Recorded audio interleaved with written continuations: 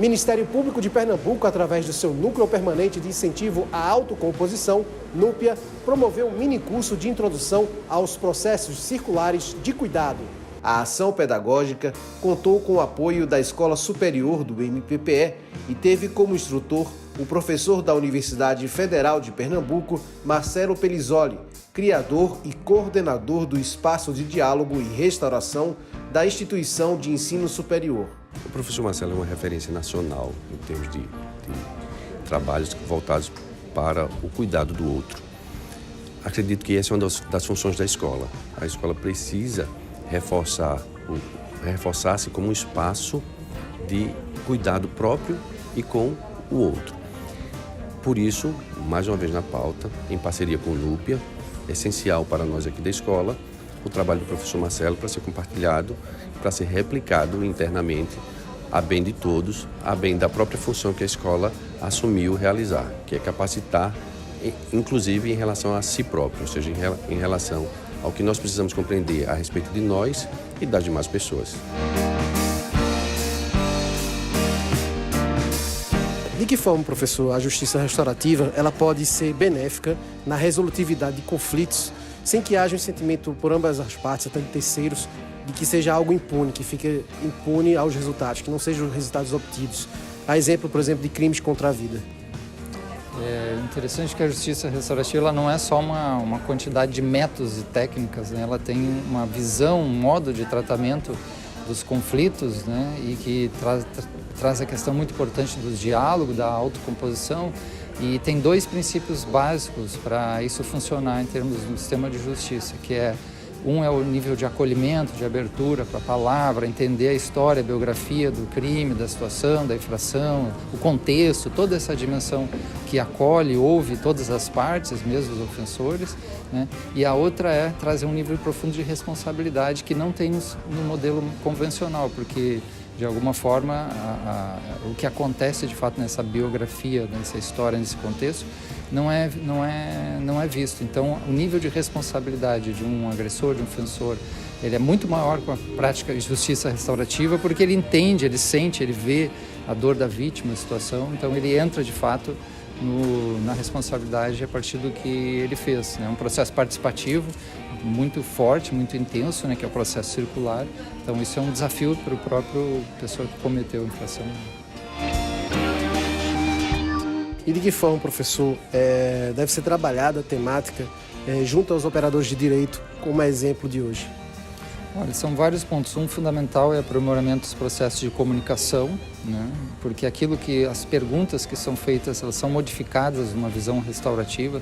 São perguntas que são mais, né, que tem a ver com os fatos, como acontece, a dimensão dos sentimentos, necessidades envolvidas desse contexto. A capacidade profunda de escuta é muito importante, né? É uma escuta muito qualificada, uma escuta muito profunda, né? Que vem dentro das práticas restaurativas. Essa qualidade de proporcionar ambientes e encontros muito mais transparência, muito mais verdade, que pode trazer à tona, de fato, as situações mais daquilo que aconteceu, né?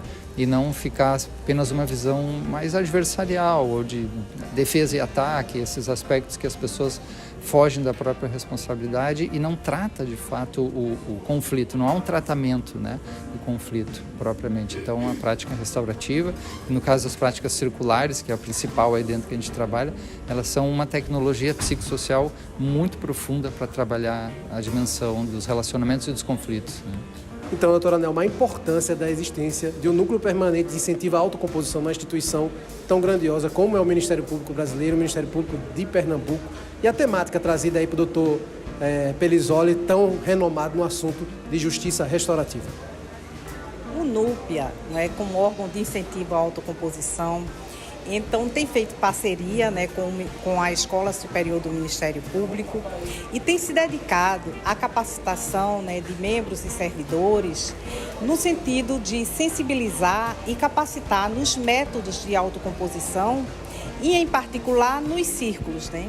E hoje nós estamos muito felizes, né, porque estamos iniciando a primeira turma do minicurso de processos circulares, né, processos circulares de cuidado, com o professor Marcelo Pelizoli, professor de referência na matéria, inclusive professor da Universidade Federal de Pernambuco, com o intuito realmente de fazer com que mais integrantes do Ministério Público, né, conheçam e se aproximem da temática, para que identifiquem, sobretudo, situações nos ambientes dos seus trabalhos, né, nos seus locais de trabalho, situações em que as práticas restaurativas podem contribuir para uma atuação mais eficiente e resolutiva.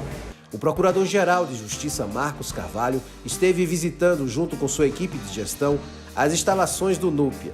Ele comentou sobre as atividades desenvolvidas pelo núcleo e a sua importância dentro da instituição Ministério Público.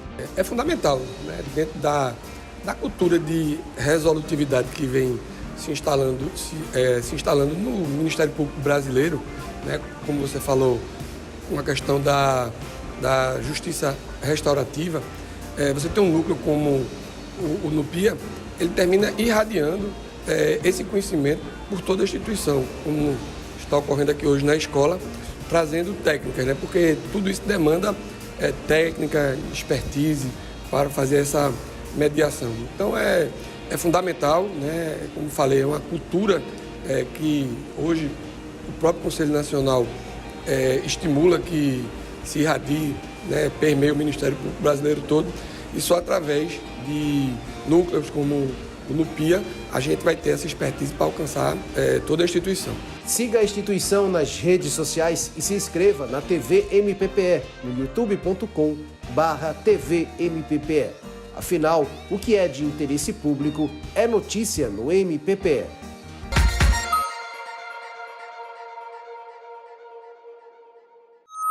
Ministério Público de Pernambuco.